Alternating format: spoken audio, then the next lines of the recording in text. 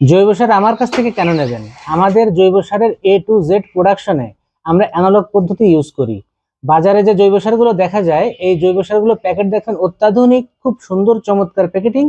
আর এই জৈব সারগুলো মেশিনের ভিতরে ঢুকাই ক্রাশিং করা হয়, অর্থাৎ যে অণুজীবটা থাকে, জীবন্ত যে অণুজীবটা, ক্রাশিং মেশিনে ইনপুট এবং আউটপুটের ভিতর দিয়ে এই অণুজীবগুলো কিন্তু মারা যায়।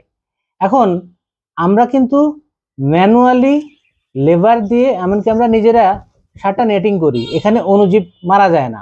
প্রথম লেয়ারে আমরা দিয়েছি গোবর, তারপর দেওয়া হচ্ছে শুকনো পাতা, আবার দেওয়া হলো গোবরের লেয়ার। এই লেয়ারে এবারে আমরা দেবো হচ্ছে হাড়ের গুঁড়া। আবার দেওয়া হলো গোবরের লেয়ার।